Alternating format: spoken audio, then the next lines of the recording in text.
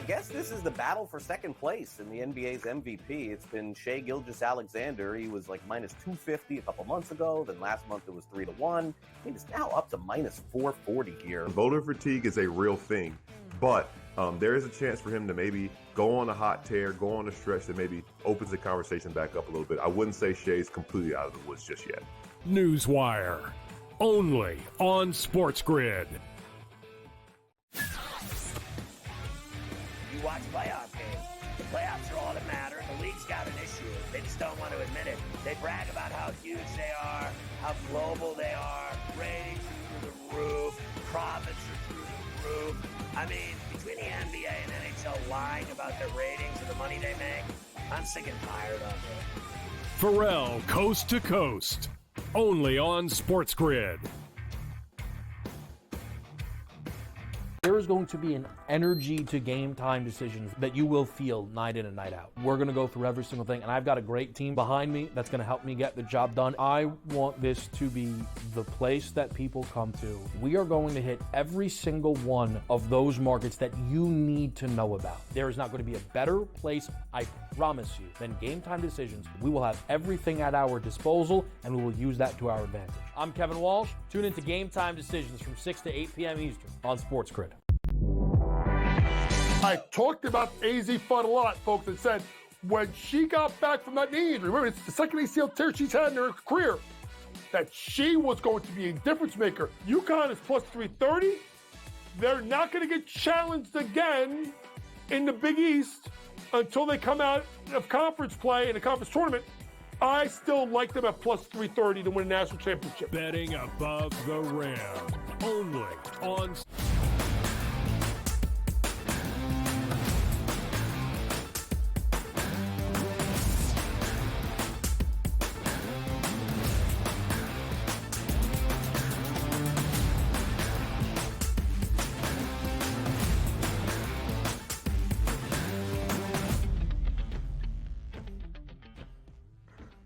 Welcome to hour number 2, bright and early here on a Friday morning to get you ready for the weekend and a new Major League Baseball season. He is Donnie Right Side. I am Ben Stevens. This is the early line on SportsGrid. In this second hour, much like yesterday, an early preview of 2025 in MLB. Our first spring training game of this spring. Yesterday, was it in Florida? No, Arizona, right? Yeah, the Cubs are in Arizona. Yeah. The Dodgers certainly in Arizona as well. Chicago, big outright victory as the underdog, 12-4. Yesterday, we went league by league, division by division, talking about those contenders for a pennant and, of course, a World Series championship. Today, more of the individual approach, the MVP odds, and all of the honors that we can see throughout Major League Baseball this season. And some big news out of the Bronx as well, aside times for the New York Yankees. A lot to get to here, DRS, in this second hour. Absolutely. There's a lot to get to here. And it is nice to have Major League Baseball where you're going to get the highlights back, your favorite team and the favorite pitchers coming out here. Bryce Harper yesterday showing off that he got a Philly Fanatic tattoo here, so further ingratiating himself to the city of brotherly love. So it's a good time here for the turnaround because it's still cold in the Northeast. You just like to see the highlights of, oh, it might be warmer at some parts of the country here. And baseball is a sign that summer is getting closer and closer. And we love that. We do. Food influencer Bryce Harper, put the raw milk away, buddy. It's okay true. To have a couple of antibiotics. Stacking up in my house. CRS is all about it. Big news out of the Bronx as we shared, not injuries or anything of the sort. This is 10 minutes ago. Statement from Yankees managing general partner Hal Steinbrenner. Alteration of the Yankees' longstanding facial hair policy. In recent weeks, I have spoken to a large number of former and current Yankees spanning several eras to elicit their perspectives on our long-standing facial hair and grooming policy, and I appreciate their earnest and varied feedback. These most recent conversations are an extension of an ongoing internal dialogue that dates back several years. Ultimately, the final decision rests with me, and after great consideration, we will be amending our expectations to allow our players and uniform personnel to have well-groomed beards moving forward. It is the appropriate time to move beyond the familiar comfort of our former policy. Of course, DRS, long-standing policy in New York. You could not have facial hair if you wore the pinstripes in the Bronx. Only a very well-kept and tidy mustache. That was it. The beards are back in the Bronx. What does it mean for the Yankees? Yeah, come on. Where's tradition at? Aren't the Yankees supposed to be one of the most traditional franchises around? And if the dad's going to institute something like that, you're going to go against your dad's wishes. It's a wonder why the dad won all the time and the sons barely can win at all at this point. Yet by having a team in New York City with all the coffers and that payroll that they can have. So, okay, if we're not about tradition anymore, how about doing away with one of the dumbest traditions of all time, which is the Yankees? Put the name on the back of your jersey at home. Do away with that tradition too. Hey, look, beards, mustaches, goatees, long hair, and put the name on the back of the jersey at home. How about that, New York? Is that good for tradition for you as well? Well-kept beards. We're not about to be hippies out here. We got to keep things fine. Trust me. Need a Johnny couple Damon of will come lessons back on out how of to keep retirement that look like lined a up. caveman. You think so? You think he Yeah, was exactly. the final push to Hal Exactly. Steinbrenner? He's like, listen, Hal, Or I lost all my mojo when I left Boston to join you in the Bronx, and I had to cut my hair. yeah, they got to be eyeing up somebody over the next off season. It's like, this guy's not going to come here because he likes his hair a little bit longer or wears a beard. So this has to have an ulterior motive that they're already setting up and trying to blame it on. But by the way, if you are a smart owner, right, and you're like, hey, look, some of the best players in this league have big, thick, bushy beards at this point, like James Harden, like, hey, look, I can't pay the guy $600 million because he won't shave his beard. Like, that's usually a great business model because it keeps you from signing players and you can use that as a crutch and excuse. There's no more excuses now. Unkempt guys to the Yankees for $800 million. Let's go. You saying thick, big, bushy beards really just got me. I don't know why, but the combination of all of those Luxurious words. Does Aaron beards. Judge come out with a beard this year? I'll tell you one thing. Garrett Cole looks so much better with a beard, dating back to his Astros days where he won a World Series than he ever has in New York. Devin Williams just came over to the Yanks, one of the best back-end bullpen closers in baseball. Had to shave his beard. Let it grow, Devin. Let it grow. Max Fried sporting a mustache. What does Nestor Cortez look to do? How about our guy, Luis? Don't call him you-know-what. Heel. We'll see. We shall see. DRS, do you remember a conversation we had last summer where Aaron Judge was an odds-on favorite, well on his way to winning his second MVP award in the last 3 years? And you told me, straight-faced and all, very earnest, that Aaron Judge entering the 2025 MLB season would not be booked as the MVP favorite entering the year. Let's go to the MVP odds, because there is Aaron Judge atop the odds board as the AL MVP favorite, looking to win his third in the last 4 seasons. And if you look at the NL odds, Juan Soto's in second place at a plus 550 to maybe the biggest favorite of all time in Shohei Ohtani. So if I'm using my metrics, Soto would be ahead of Judge this year, probably like a plus 275 price, just looking at those two numbers. So there you go. Man, extrapolate to the max at this point. But we do think Aaron Judge is going to have a good season, but it is a very wide open race. Like, I don't think anybody's really a front runner per se, where it's like, hey, if Ohtani hits 50 bombs and pitches 3 innings this year, like, nobody can actually get that award. So it's nice and refreshing to talk about the American League, where I think a lot of people can have really good seasons. And just based upon the first 6 people I'm looking at, up to Vladdy Guerrero, 15-1 or less, it's feasible. Like, nobody's going to look at Bobby Witt and say he can't win the MVP. Now, he plays in a smaller market on a team that might not be able to do damage, but the guy's an absolutely hitting machine and hits for average. Gunnar Henderson, fences moving back in down there at Camden Yards. You know, maybe he hits more home runs at 7-1 price. Corey Seager, you know, he's always got that detail down there in Texas. So I'm excited to see some of these players, but in agreement, like you're saying, well, who should it be? Definitely it's going to be Aaron Judge, because if you're in that small ballpark in the summer, and also when you play in a division with a lot of small ballparks, he's a home run hitter, you get the benefit of the doubt. You pop 50 home runs, you're going to be in that top 3, no doubt about it, come September, regardless of what anybody else does.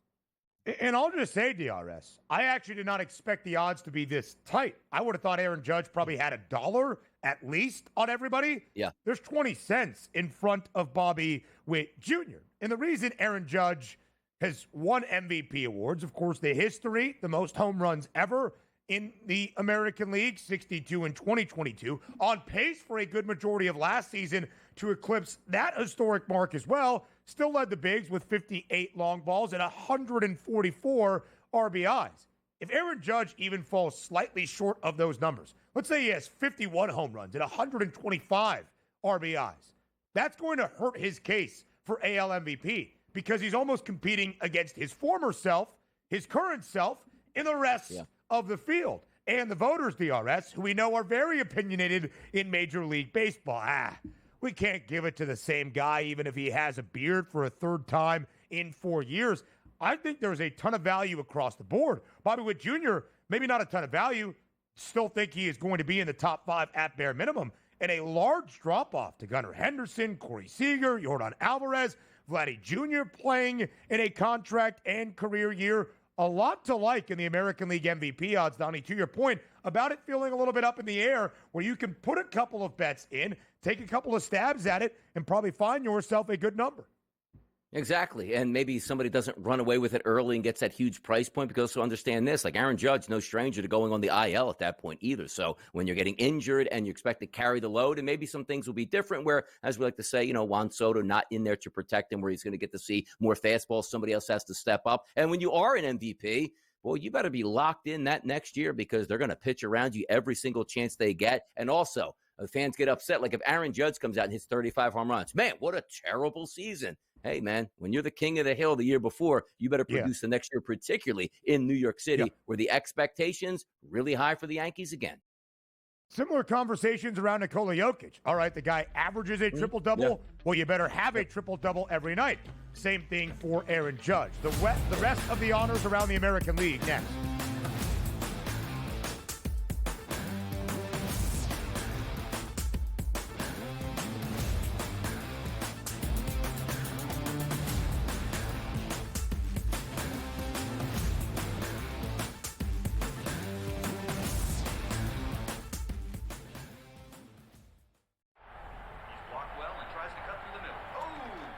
Your gut says Miami is going to win, and you should take the over. Your gut also said your NFT selfies would only go up in value. They didn't.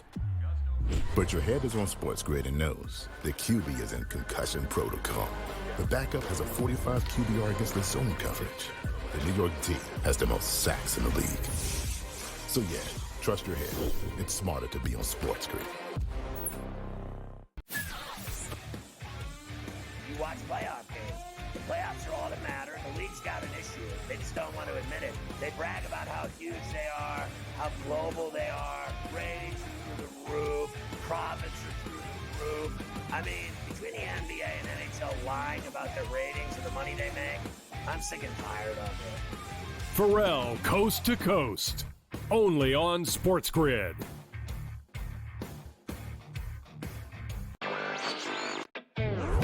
I guess this is the battle for second place in the NBA's MVP. It's been Shai Gilgeous-Alexander. He was like minus 250 a couple months ago. Then last month it was 3-1.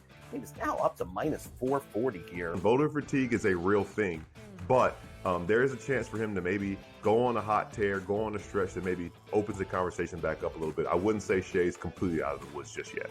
Newswire, only on SportsGrid. There is going to be an energy to game time decisions that you will feel night in and night out. We're going to go through every single thing, and I've got a great team behind me that's going to help me get the job done. I want this to be the place that people come to. We are going to hit every single one of those markets that you need to know about. There is not going to be a better place, I promise you, than Game Time Decisions. We will have everything at our disposal, and we will use that to our advantage. I'm Kevin Walsh. Tune into Game Time Decisions from 6 to 8 p.m. Eastern on SportsGrid.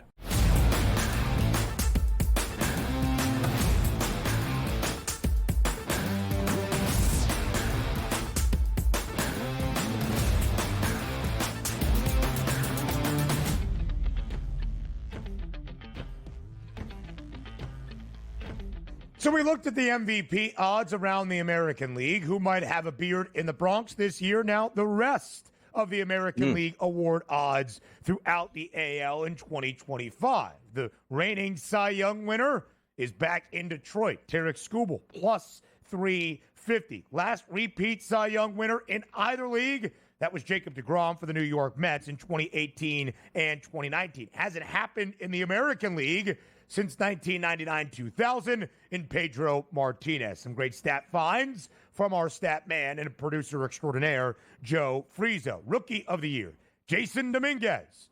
4 home runs in 8 games when he first came up in 2023, then tore his UCL, played only 18 games in 2024. Dominguez with the Yankees, right? I'm not crazy in saying that. 3-1 number for Dominguez there. Manager of the Year, Dan Wilson at a 4-1 number. First season as the Mariners manager. Seattle expected to be in that playoff mix around the American League and AL West. Team win total at 84.5. Emmanuel Clase, plus 250 to be the reliever of the year. Like Aaron Judge, he has won this award twice in the last 3 seasons, in 2022 and 2024. And if Mike Trout, with the move to right field, can stay healthy, comeback player of the year at plus 350 in the AL makes a ton of sense.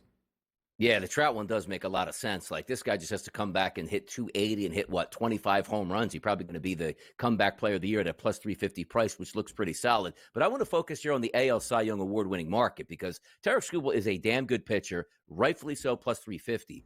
Where have all the good pitchers gone in the American League, though, Ben? Like, second place is Garrett Crochet. Cole Reagans, a 36-year-old broken down Jacob deGrom is 11-1 in 4th place in the odds market. Like, I'm surprised I see Garrett Cole at 12-1, knowing that he can win it. Max Fried 20-1, but my goodness, like, you usually expected to see like top names, at least for the first 10 in the odds market. And number 2, we're getting Garrett Crochet. And what, did everybody get stolen from the Dodgers, the Phillies for the National League, where that's the only market that you can actually have legitimate pitchers in? That is an absolutely wide open market. Now, granted, would you bet Skubal again? Of course, fantastic left-handed pitcher, but we know it's a tough award to pick because baseball players, particularly high-end pitchers, tend to miss time and break down. And how many years can you go 200-plus innings and be filthy and dominant? Now, Tarek Skubal probably can win it, but my good, you look down that board again, there are some pitching names out there with some huge numbers that you might want to back, but I just don't see that star power anymore in the American League pitchers. I still think there is some. Shane McClanahan was well on pace to win it 2 years ago before injuries sidelined him at 30-1. Garrett Cole is still there at a 12-1 number. Logan Gilbert was filthy last year, but never got the run support he needed in Seattle. Garrett Crochet was putting up Cy Young numbers, but played for the White Sox. Now, as a member of the Red Sox, does he have some juice? Framber Valdez was great in Houston. I hear your point, right? There's not that bona fide ace really outside of Garrett Cole. I do think there are some really good pitchers here, though, and some value to be had, especially with the idea that Skubal should be the favorite, but he's not necessarily going to win this award, as we have not seen many reigning Cy Young winners win it for a second consecutive year. It is interesting to me, DRS, to see Garrett Cole tied for the 5th best price at 12-1. Almost from the odds perspective, he always has a short number that sometimes is justified and other times is not. He also has a fellow guy at the top of that starting staff now in New York. Of course, the Yankees did not re-sign Juan Soto, but made some big moves elsewhere, including in their pitching staff. We talked about Devin Williams, maybe the best reliever or one of the best relievers in all of MLB. Max Fried now comes over from Atlanta as well. 20-1 number for the lefty now wearing pinstripes. Yeah, you're right. And also, how about Emmanuel Clase? We're talking about being the best closer in the business, 200-1 to win that Cy Young, which maybe that's one of those years you could sort of hang on and say, let me take a flyer at a deep number with a dominant pitcher, because maybe you don't get that unbelievable front end to the rotation guy where it's like, hey, this guy's running away with the Cy Young at a 2.10 or let's just say a 1.89 ERA at this point. So options down the board, but again, just jarring to see where we just don't have those true aces at the top of the lineup. And again, that feeds into it where maybe you can place down a bet on a Carlos Rodon returning back to form at a 45-1 on a very good Yankees team, just posting statistics. So chances and opportunities to jump in at good prices, you might get that this year at the FanDuel Sportsbook and MLB. I do think Shane McClanahan, if healthy, has some value at a 30-1 number. And just should be noted, DRS, 30-1 as well for a fellow American League East hurler. That would be Grayson Rodriguez, right? The O's have the second best price to win the American League pennant, but they don't exactly have that bona fide ace or a great starting staff, 1 through 5. Grayson Rodriguez, the young star, is basically their ace now in Baltimore as Corbin Burns is playing in Arizona. Any other looks, DRS, throughout the rest of those honors? Rookie, manager, reliever, comeback, Mike Trout. I just hope he can stay healthy. It would be fun to see Mike Trout more often than not. Yeah, the Trout comeback one's a good one. Clase, obviously a dominant reliever. Dan Wilson, it's funny that we were bringing this up, and without really going through the Major League Baseball season, I had no idea he was the manager of the Seattle Mariners, which shows you that type of an award and that type of star power at managers that you have. But again, rookie Jason Dominguez, that's always going to be up in the air, and I always get a kick out of, hey, he's a rookie. Hey, he played Major League Baseball a few years ago as well. It's like, it doesn't make sense. Yeah. It's just the way Major League Baseball does it with the time that they're actually up in the bigs here. So not really any other good looks at this point, but maybe there's more looks in the National League with more superstars at the top of their respective, areas per se. Much like rookie head coaches or first-time head coaches in other sports, especially in the NFL, you still need to have that success. If Seattle is not a playoff team, Dan Wilson more than likely not going to win that award. Alex Cora has the second best price at plus 450. Last year, the winner of the American League Manager of the Year was Stephen Vogt in Cleveland because the Guardians won 92 games and won the American League Central. So all these things to keep in mind. Also, just to look at the reliever of the year, Emmanuel Clase. Again, voter fatigue perhaps has won the award twice in the last 3 MLB seasons. The guy that is directly behind him, only a buck back, Mason Miller, for not Oakland, not Sacramento, the Athletics. Josh Hader at a 5-1 number. His former teammate in Milwaukee, Devin Williams, now in New York, a 5-1 price as well. We'll flip our attention over to the National League on the other side. Can anybody take the award from Shohei Ohtani if he is also on the bump this year in Los Angeles? We'll talk about the NL MVP odds entering 2025 up next.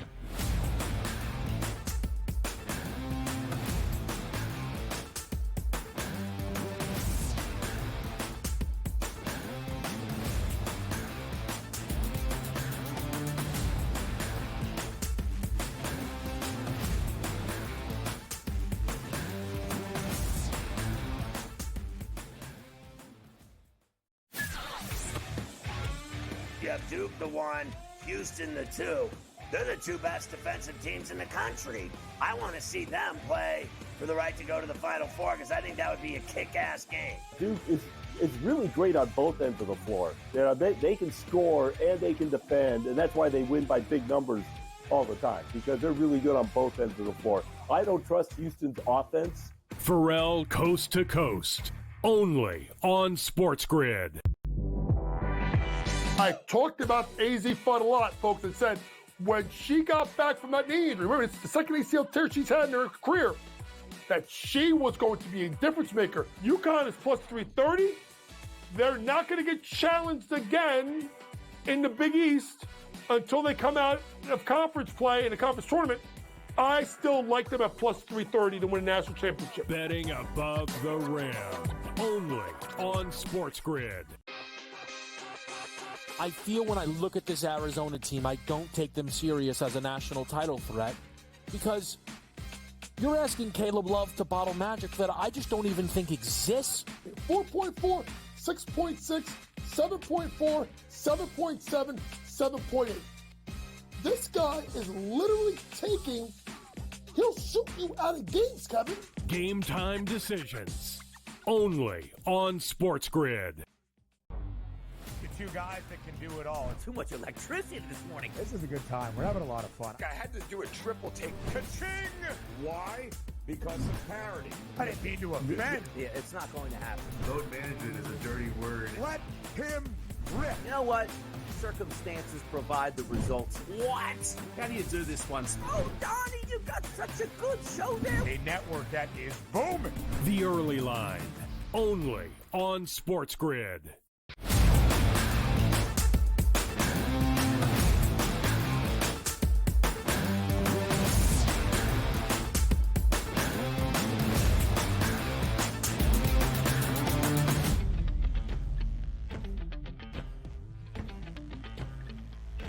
The National League MVP odds entering 2025. For most of last year, did Shohei Ohtani win it last year? He did, right?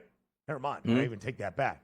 Shohei Ohtani won NL MVP a season ago and wasn't even a starting pitcher for the LA Dodgers. Shohei Ohtani, who has won multiple MVP awards, 3-time MVP winner, including a back-to-back, in 2023 in the AL, in 2024 in the NL, is booked as your National League MVP favorite at plus 155. DRS outside. Oh. What do you got? What happened? Hey, all right. So, hey, look, I'm liking this, Ben. Just quit the show at this point. No big deal. MVP odds. Maybe he's upset about Shohei Ohtani's plus 155 price. But let's get to the crux of the argument here. Plus 155, right? Plus 155 for Shohei Ohtani. All you're doing right now is betting in that market that Shohei Ohtani is going to stay active for the season. That's it. That's all the bet is. If Shohei Ohtani plays and he pitches somewhat average to what we know he can do and does his average at the plate, he is going to win the MVP because nobody else can do what he can do, Ben. Period. DRS, you took the words right out of my mouth, even as I was frozen, probably looking something like that for just a second. My question was going to be, outside of an injury, if Shohei Ohtani even starts 10 games on the mound this year, can anything keep him from winning the award termed most valuable player? More than likely not. It feels like a cheat code because it is a cheat code in Major League Baseball. It is a cheat code, and rightfully so, because MVP is most valuable player, a guy that can pitch and hit. And it's not like the guys are saying, like, hey, you know what? They're going to give me the 6th inning long relief when we're down 8 runs. I'm that type of pitcher. No, you are arguably one of the best pitchers in the sport. And then we go, well, what can he do at the plate? Oh, no, he's the best hitter in the sport. And you say, well, okay, so he pitches at an elite level and he hits at an elite level. Like, honestly, like Shohei Ohtani next year, let's just say 275 at the plate, 30 home runs, 88 RBI, and on the mound, 10-7 with an ERA of 3.5. He's the MVP. Like, that's not a sensational pitching year. It's not a sensational hitting year, but it's the same guy doing that here. So that's what, when I look at that price, as I was explaining, the plus 155, you're just betting that Ohtani is healthy for the season and doesn't miss 60 games. Yeah, which is really what it comes down to, DRS. Will there be a time when voters around the big say to themselves, listen, we have set your standard for you. Here is how good you have to be on the mound and at the dish. It can't just be the fact that you are doing both pretty well, but he's been great in both. I don't know. That's where it really gets difficult to argue that that kind of person who is going out there and starting and winning games and striking out people and also hitting a bunch of home runs and batting in a ton of players for baseball's best team is not going to be considered the most valuable player in the National League. Of course, there is a thought that if Shohei Ohtani is injured or does not live up to even our otherworldly expectations, could Juan Soto win the first MVP award of his career? Plus 550 price, DRS, with a ton of pressure and expectation now up in Queens. Yeah, he could. Of course he could, because he's that good of a player. And maybe some of the statistics won't wow you right off the bat, because he goes from last year in one of the better hitting divisions with ballparks to maybe a little bit tougher here, because you take a look at Yankee Stadium compared to Citi Field, it's night and day for the batter there. And that's going to take some of those power numbers away from Juan Soto. But he is going to get on the base, because why? He walks more than anybody to set the table. And also, if you're an opposing pitcher, you don't want to really throw him too much. If he takes the walk, you live to fight another day with the guy behind him, or certainly the guy in front of him trying to challenge him extra. So there's a chance, but I'm not that excited to be like, you know what, Juan Soto's my guy for some of the reasons that I said. But when you start to move down the list, like, Mookie Betts, some of the shine's going to get taken away because Ohtani's on the same team. But guys like Ellie De La Cruz at 30-1, like, you want to talk about a breakout season. The guy can steal 100 bases and hit with power. One of those breakout type seasons where it's like we saw the glimpse of it last year. Now, if he can just get a little bit more, I don't want to say like confident at the plate and not swinging outside the zone so much and just be a more average-based hitter to get on base and sort of steal those bases. Yeah, that's one of those guys you might look at 30-1 to be a real fun player this year. So, DRS, that was going to be my next question to you. Understanding what we have broken down for Shohei Ohtani, knowing all of the notoriety and attention that will be on Juan Soto if Ohtani were to stumble in this odds list at all, is it worth it to bet on any other guy? We'll continue that value conversation around the National League MVP odds, and also talk a very, very, very short favorite for the NL Cy Young Award as well. That would be a certain bucko known as Paul Skeens. Plenty more on the early line up next.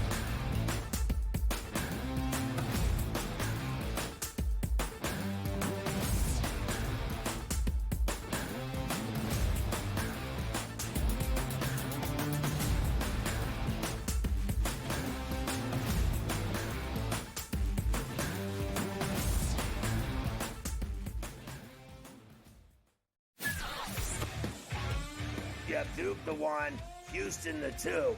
They're the 2 best defensive teams in the country. I want to see them play for the right to go to the Final Four because I think that would be a kick-ass game. Duke is really great on both ends of the floor. They can score and they can defend, and that's why they win by big numbers all the time, because they're really good on both ends of the floor. I don't trust Houston's offense. Pharrell Coast to Coast, only on SportsGrid. I talked about AZ Fun a lot, folks, and said when she got back from that knee injury, remember, it's the second ACL tear she's had in her career, that she was going to be a difference maker. UConn is plus 330.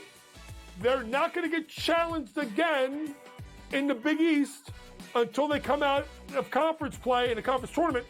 I still like them at plus 330 to win a national championship. Betting above the rim, only on SportsGrid. I feel when I look at this Arizona team, I don't take them serious as a national title threat because you're asking Caleb Love to bottle magic that I just don't even think exists. 4.4, 6.6, 7.4, 7.7, 7.8. This guy is literally taking, he'll shoot you out of games, Kevin. Game time decisions, only on SportsGrid. Two guys that can do it all. Too much electricity this morning. This is a good time. We're having a lot of fun. I had to do a triple take. Ka-ching! Why? Because of parity. I didn't mean to offend. Yeah, it's not going to happen. Load management is a dirty word. Let him rip. You know what? Circumstances provide the results. What? How do you do this one? Oh, Donnie, you got such a good show there. A network that is booming. The Early Line, only on SportsGrid.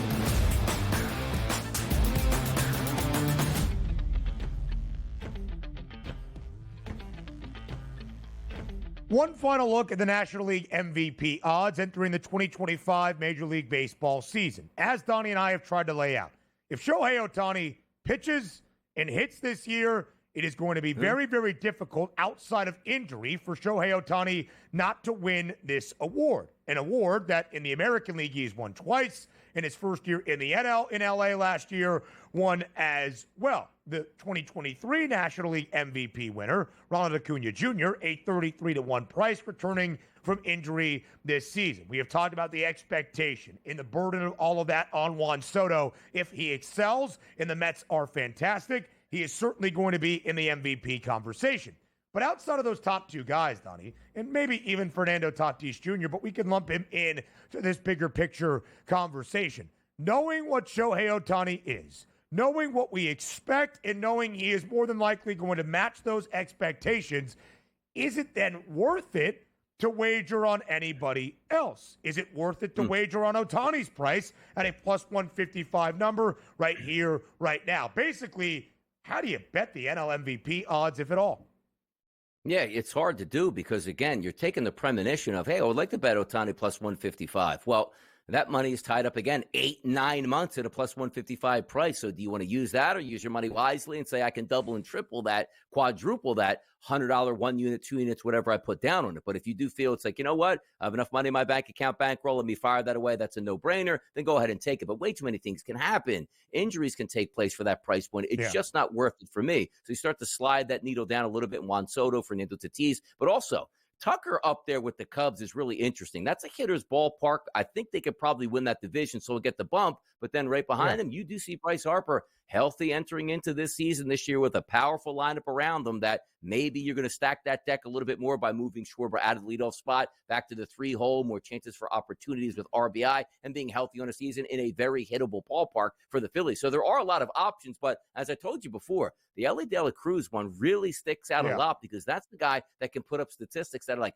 wow, these are some things we haven't seen in a long time. Because we see, hey, Bryce Harper, it's 40 home runs, 115, 120 RBI. You get that. But you slap a guy up there with over 100 stolen bases with power and average, yeah, that's pretty fun.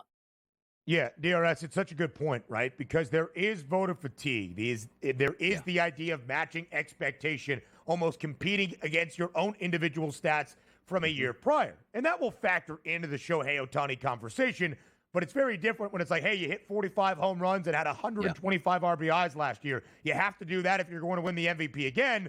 And then when you say, hey, you pitched and you hit throughout a variety in multiple games and a majority of them this year, very different kind of scopes and conversations there. So if you are going to unseat that apple cart and knock Shohei Ohtani off his perch of MVP honors, you have to make history. Ronald Acuna Jr. did that, winning the award in 2023. First ever 40-70 season, 40 home runs, 70 stolen bases in the history of Major League Baseball. Ellie De La Cruz, certainly a candidate to kind of match some of those type of historic numbers, has the skill set to do just that. Donnie, very short favorite, of course, to win NL MVP. That's Shohei Ohtani. Very short favorite to win National League Cy Young Award. That's Paul Skeens, entering year number 2 of his Major League Baseball career. A 2-to-1 price.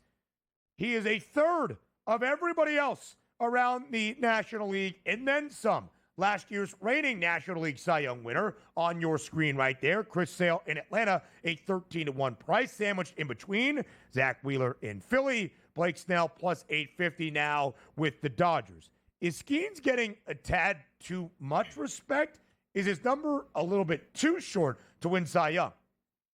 I don't think so. Like, you saw how electric he was last year, so the expectation is coming back maybe even a little bit bigger and a little bit stronger and understand how to pitch in Major League Baseball. And that's going to be a fun season. But again, it's a power pitcher. It's a 2-to-1 price. Injuries do happen. You want to tie that money up here? But as I talked about the American League, like, hey, man, where'd all the superstars go? Yeah, they all found themselves in the National League. Skeens, Wheeler, Snell, Sale, Burns, Yamamoto, King, Cease, Gallen, Glasnow. Like, you're going Spencer Strider, who's coming back this year at a 30-to-1. If he was never injured, he's probably a minted, maybe Cy Young from even last year alone at this point. And even sort of sliding it down like the Sonny Grays and the Hunter Greens, a lot of power pitchers here on there. But if you are saying, Donnie, plus 100 prices across the board, who do you think is going to win the Cy Young? Why wouldn't it be Paul Skeens? Like, every time out, you expect 8, 9, 10, 11, 12 strikeouts plus. And also, he is a younger pitcher. So when you look at maybe a Zach Wheeler, who is phenomenal by every stretch, maybe the best free agent signing, which includes Bryce Harper in the history of Phillies baseball, he's been nothing short of sensational, but he is getting a little bit older as well. Blake Snell, how's he going to hold up being a Dodger? Because quite frankly, is Blake Snell even going to lose a baseball game? It feels like with how talented. Hey, Snell's on the mound today with a full lineup behind him. How does he lose any games, particularly being in a pitcher's ballpark in Los Angeles, which also means that pitcher's ballpark up in San Francisco, we're going to play so many of your games there this year, both home and away. There are a lot of different. The one guy I'm not going to take, to be honest, is Chris Sale.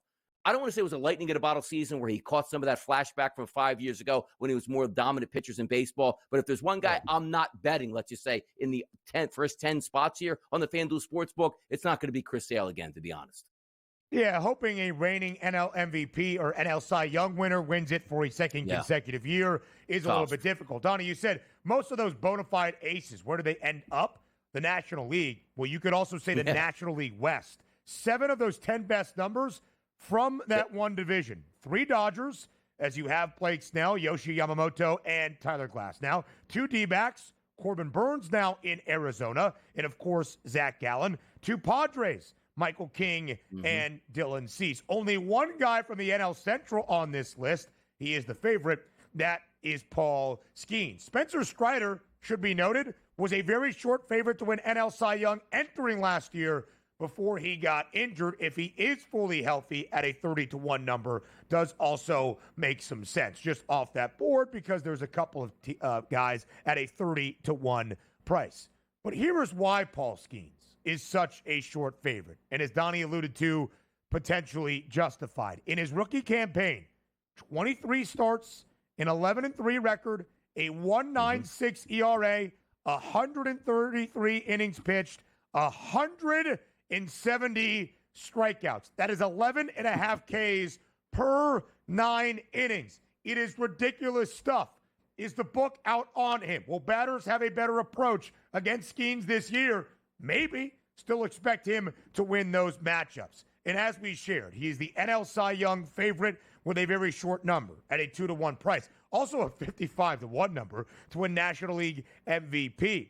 209.5 his strikeouts prop. Certainly on his per 9 rate could easily mow that down if he is healthy and the Pirates are fully in it all year long. plus 350 to be that strikeout leader in Major League Baseball. 275 strikeouts, an 8-1 price. That is the expectation. That is what we think Paul Skeens will deliver this year. And if Donnie, he gets even close to some of those numbers, he's winning National League Cy Young Award.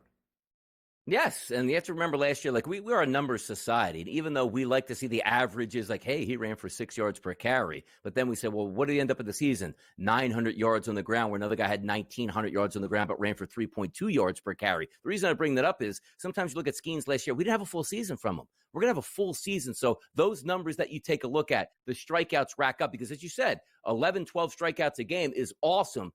Let me see you do that from April all the way through to September. And like, look at how many he compiled as opposed to coming up, let's just say, midway through the season. So I do think he's not obviously flash in the pan is not the right word, but certainly a comet last year per se, hitting the Major League Baseball scene. But now you're going to get to see him for a full season. If he can be that dominant, those numbers are going to be astronomical and so much fun to watch. So for me, the 275 plus strikeouts is a crazy statistic, but an 8-1 price, you're like, if there's one guy that can do it, hey, man, it's probably Paul Skeens. If he does sustain that, and he is healthy, and maybe even the Pirates are flirting with a playoff spot, you would think that is going to be attainable for Paul Skeens. Roki Sasaki, the other Dodger, by the way, the favorite to win National League Rookie of the Year. Plenty more to get to here on the early line, including Jo Madden recap of the Four Nations next.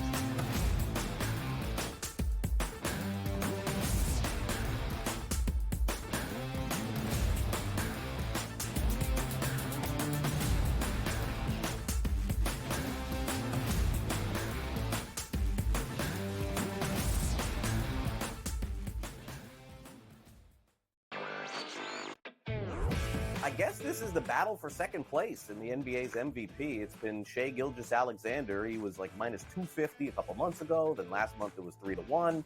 He is now up to minus 440 here. Voter fatigue is a real thing, but there is a chance for him to maybe go on a hot tear, go on a stretch that maybe opens the conversation back up a little bit. I wouldn't say Shai's completely out of the woods just yet. Newswire, only on SportsGrid. You watch playoff games. The playoffs are all that matter. The league's got an issue. They just don't want to admit it. They brag about how huge they are, how global they are. Ratings are through the roof. Profits are through the roof. I mean, between the NBA and NHL lying about their ratings and the money they make, I'm sick and tired of it. Pharrell, Coast to Coast, only on SportsGrid. There is going to be an energy to game time decisions that you will feel night in and night out. We're going to go through every single thing, and I've got a great team behind me that's going to help me get the job done. I want this to be the place that people come to. We are going to hit every single one of those markets that you need to know about. There is not going to be a better place, I promise you, than Game Time Decisions. We will have everything at our disposal, and we will use that to our advantage. I'm Kevin Walsh. Tune into Game Time Decisions from 6 to 8 p.m. Eastern on SportsGrid.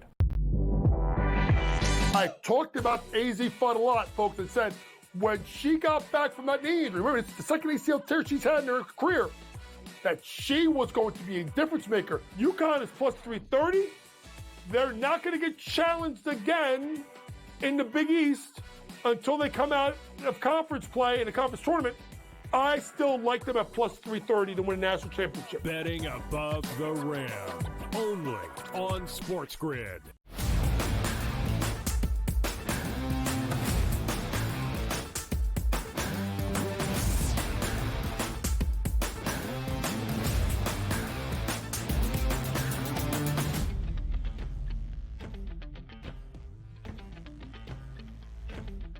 Live right here on this Friday morning on the early line on SportsGrid, we continue our reactions to the first ever Four Nations face-off in a wonderful championship game last night in Beantown between the United States and Canada. Best on best for the first time in more than a decade, and the Canadians victorious, claiming the first ever title in the Four Nations face-off. To help our reactions to everything we saw and to set the stage now for the remainder of this NHL regular season, our Canadian colleague, Jo Madden, joins us here bright and early on this Friday. And Jo, as such, up in the Great White North, if you want to take a moment to celebrate and gloat, please feel free here on the early line. Oh, absolutely. The locker room song last night was We Are the Champions, and that's how all Canadians are feeling waking up this morning. Definitely feeling like we took back our game, because after the USA won in that Saturday matchup, Canada was really feeling down. All the Americans were saying it's now our game, but Canada answered back in the clutchest of clutch moments. And I tell you, this was an epic win for them last night and an epic battle. Team USA needs to hold their head high. This was a game of inches, and I'm so glad to see Canada was able to come out on top, but it really came down to that goaltending. So it was an incredible game by Team Canada in net by Binghamton. Yes, it certainly was. Jo, as you were watching everything last night, not just 60 minutes, but beyond into the extra session, and the 3-2 win for Canada in overtime, outside of Jordan Binnington and how the Canadians got it done, what stands out to you most about the performance last night inside TD Garden?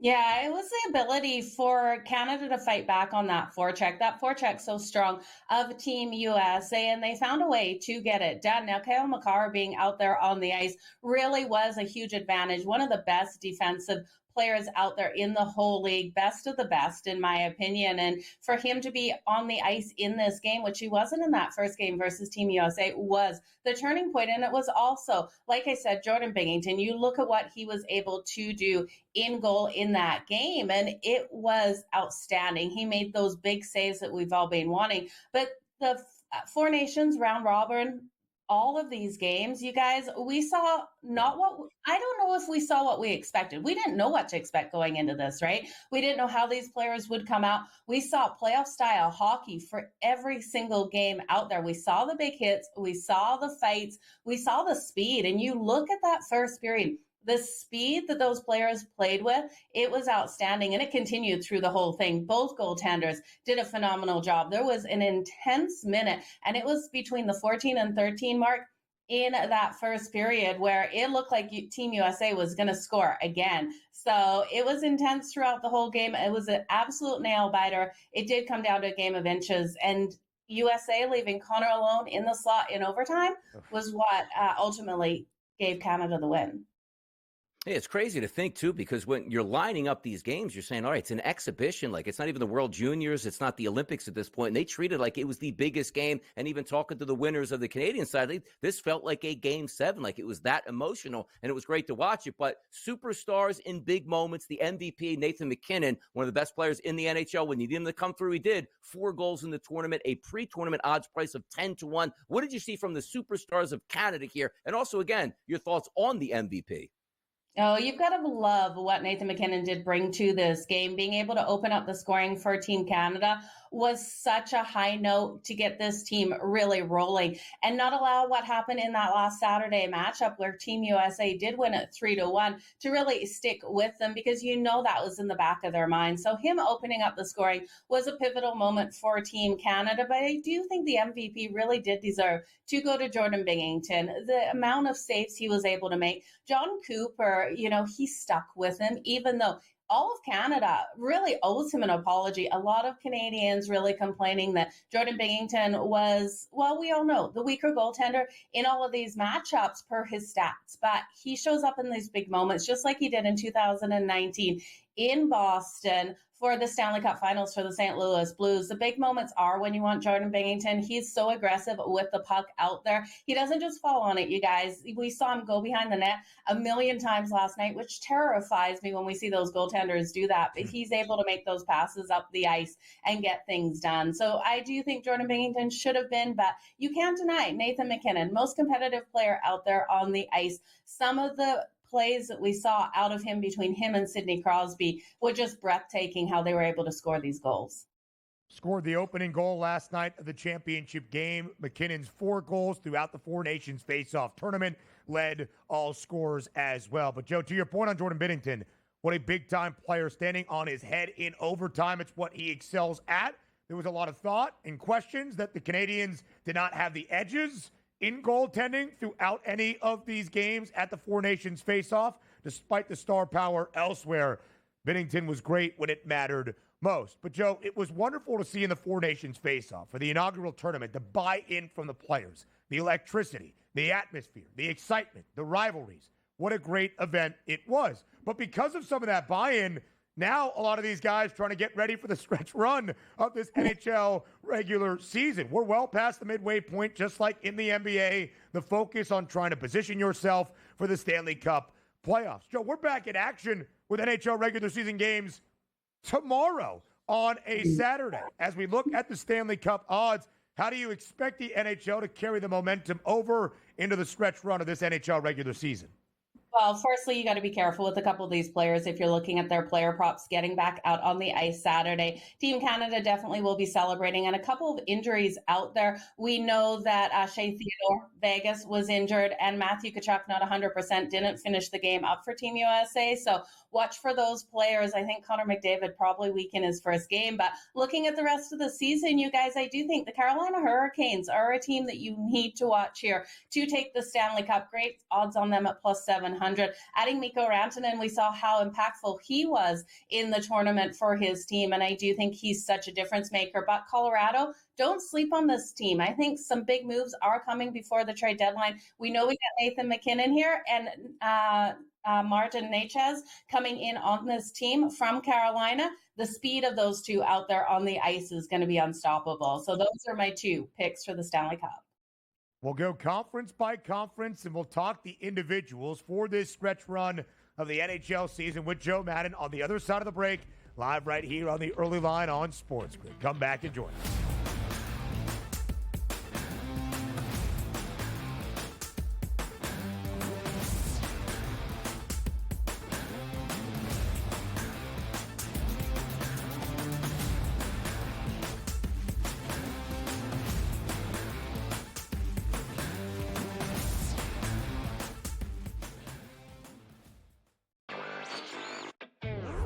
I guess this is the battle for second place in the NBA's MVP. It's been Shea Gilgeous-Alexander. He was like minus 250 a couple months ago. Then last month it was 3-1. It's now up to minus 440 here. Voter fatigue is a real thing, but there is a chance for him to maybe go on a hot tear, go on a stretch that maybe opens the conversation back up a little bit. I wouldn't say Shea's completely out of the woods just yet. Newswire, only on SportsGrid. Watch playoff games. The playoffs are all that matter, and the league's got an issue. They just don't want to admit it. They brag about how huge they are, how global they are, ratings are through the roof, profits are through the roof. I mean, between the NBA and NHL lying about their ratings and the money they make, I'm sick and tired of it. Pharrell, Coast to Coast, only on SportsGrid. There is going to be an energy to game time decisions that you will feel night in and night out. We're going to go through every single thing, and I've got a great team behind me that's going to help me get the job done. I want this to be the place that people come to. We are going to hit every single one of those markets that you need to know about. There is not going to be a better place, I promise you, than Game Time Decisions. We will have everything at our disposal, and we will use that to our advantage. I'm Kevin Walsh. Tune into Game Time Decisions from 6 to 8 p.m. Eastern on SportsGrid. I talked about AZ Fun a lot, folks, and said when she got back from that knee injury, remember, it's the second ACL tear she's had in her career, that she was going to be a difference maker. UConn is plus 330. They're not going to get challenged again in the Big East until they come out of conference play in a conference tournament. I still like them at plus 330 to win a national championship. Betting above the rim, only on SportsGrid.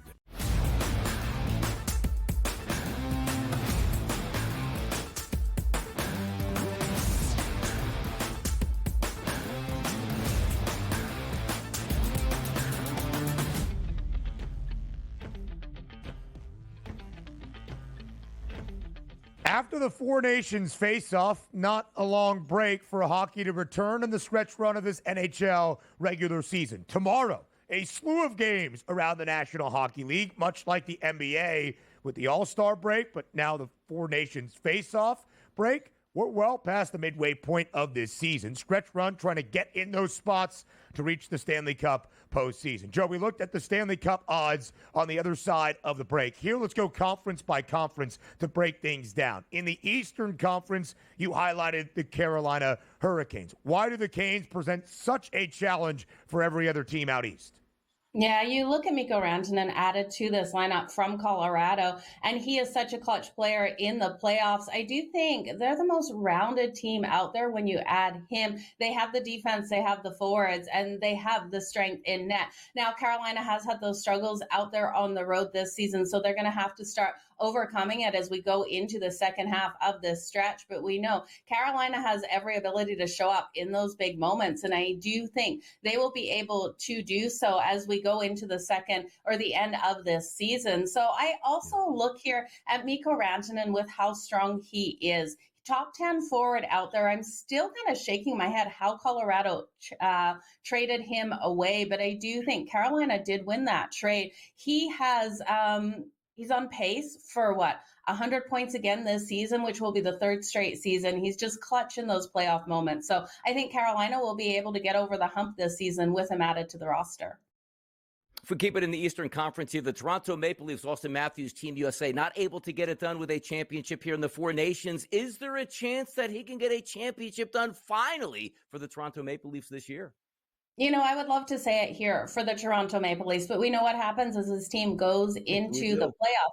We're seeing these struggles each and every year, and it's because of that. Just not a team I can buy in on. I also think we're not getting the value on Toronto. I know they're plus 700 to take the Eastern Conference right now, but I think they're always a little bit overpriced. So if I was getting maybe plus 850, more like what we're getting for the Tampa Bay Lightning, especially with how we've seen some struggles out of them, that's where I would prefer to look at Toronto at this price at plus 700 right now, though. I just don't think they can get it done. I do think there's a couple of weaknesses. One is goaltending for them, even though Wall has had some fantastic games. I think as we turn into this last stretch here, we're going to see some of these teams really hit him. The best record, the most points out in the Eastern Conference, a surprise this year in the NHL, the Washington Capitals. A 7-1 price, tied for that fourth best number to win the Eastern Conference crown. Now let's head out west. You mentioned the Colorado Avalanche, who won a Stanley Cup very recently as well. What is it going to take, Joe, for the Avs to win the West once again? Yeah, the Avs have every ability to come out here and win the West. I love what we're seeing out of them. We know Nathan MacKinnon did so strong in the Four Nations, and he's going to bring that right back to Colorado. I love who they picked up with Necas here, and I do think this team is going to make another big trade before the trade deadline. I really do think they could be after Sidney Crosby. They're off after a huge superstar. Now, Pittsburgh won't like to hear that, but I do think Sid deserves to be on a team that has every ability to get the win. The Pittsburgh Penguins, we know, aren't going anywhere this season. If somehow Colorado can get Sidney Crosby, we saw the connection between Nathan MacKinnon and him at the Four Nations. I think this team would be absolutely unstoppable, you guys.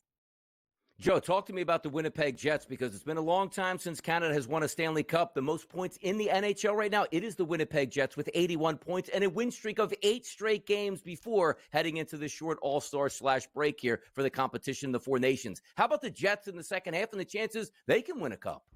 Well, let's just hope the Winnipeg Jets don't fizzle out here, because we saw that last season where this team was playing so incredibly hot. And then we saw that fizzle out, and then they weren't able to get it done. So all hopes here, Connor Hellebuck. We know how strong he is in net. We know this power play is absolutely electric out there on the ice. If they can go into the playoffs continuing to play this strong, let's just keep our fingers crossed for the Winnipeg Jets. But plus 600 to take the Western Conference, there is value there, you guys. Quickly, Joe, final minute of this segment. Can Nathan MacKinnon carry over the MVP performance in the Four Nations face-off to the tail end of this regular season?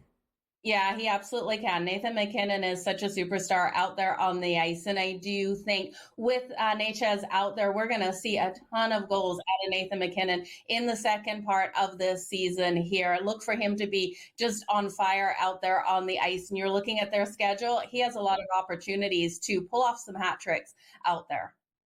The odds-on favorite right now, Leon Draisaitl for the Oilers. Didn't see him in the Four Nations. He is German. Jo Madden, thank you so much. Enjoy the celebrations today in Canada. Hour number 3 comes away next.